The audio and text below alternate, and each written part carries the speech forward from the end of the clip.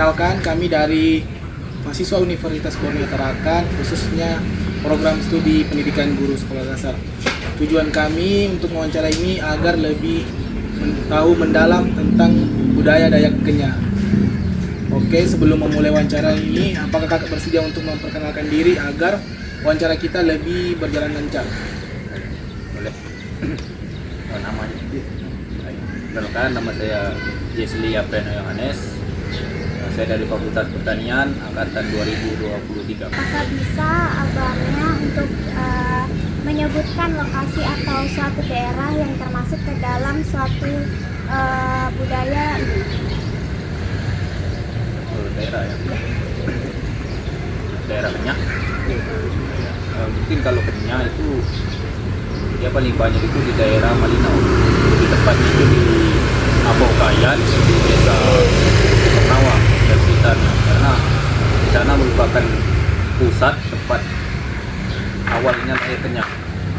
Jadi setelah dia banyak yang pindah karena mendekati ke daerah kota, sampailah mereka di daerah Bulungan. Bulungan juga banyak karena ada di desa Tresnawang, Trasbaru, Pejalin dan sekitarnya.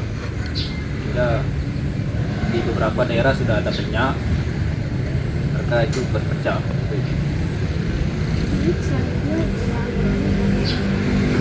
Yang di Tarakan, kalau di Tarakan itu, kalau dilihat dalam grup itu ada sekitaran 200-an lebih kalau untuk Kenya, dan itu juga bukan pure mahasiswa semua, itu ada yang bekerja dan juga ada sebagai penasihat kami di Organda. Berarti ada penasihat? Ya, suka juga.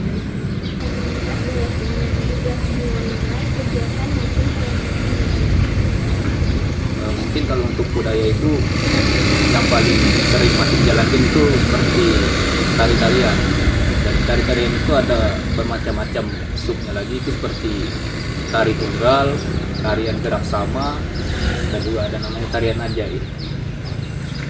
Lalu untuk nilai budaya ini mungkin ya untuk menjaga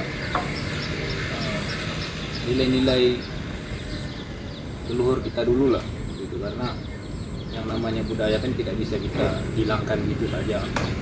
Namun mungkin ada beberapa sudah yang tidak dijalankan di era sekarang ini karena melihat terdapat beberapa hal yang menyimpang dari ajaran agama, jadi itu yang dihilangkan, tapi yang tetap pada jalannya itu tetap dilaksanakan sampai sekarang.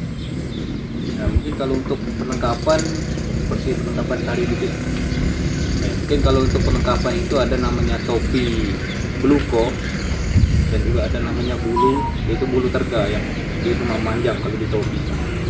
Dan ada juga baju yang biasa dikenakan untuk tarian itu, kalau yang untuk perempuan itu namanya baju hilep, dan kalau untuk laki-laki itu namanya besunong.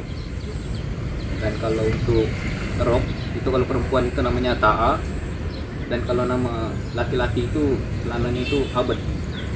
Dan juga ada beberapa yang dikenakan seperti gelang.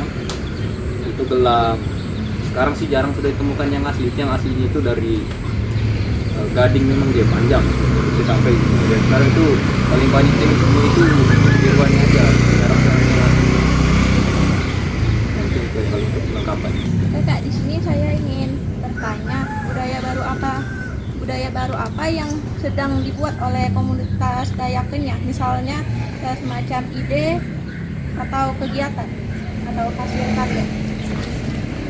Mungkin kalau untuk ide atau hal-hal baru seperti itu sempat diperbincangkan juga di dalam kami sebagai pengurus di Kenya, cuma sampai sekarang itu belum terjalankan. Jadi mungkin saya mohon maaf belum bisa untuk menyampaikannya, karena itu takutnya kita sampaikan tapi dia tidak berjalan. Jadi mungkin itu saya mohon maaf untuk hal itu. Selanjutnya, bagaimana cara komunitas Dayak Kenya ini menilai budaya yang sudah tidak perlu dipakai lagi? Mungkin kalau untuk pemandangan dari kami itu pandangan itu sebenarnya dari orang tua kami sebenarnya yang menyampaikan hal ini, karena Ya seperti yang saya bilang tadi, itu ada beberapa yang dari kegiatan itu yang menyalahi dari ajaran agama.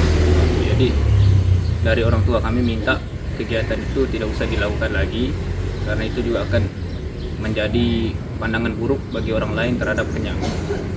Itu. Selanjutnya Kak, saya ingin bertanya, bagaimana cara menghindari konflik dengan budaya lain ketika contohnya budaya Kenya konflik dengan budaya lain? Mungkin kalau untuk menghindari konflik itu yang paling umum dilakukan itu musyawarah, pertemuan antara ketua adat dan ketua adat.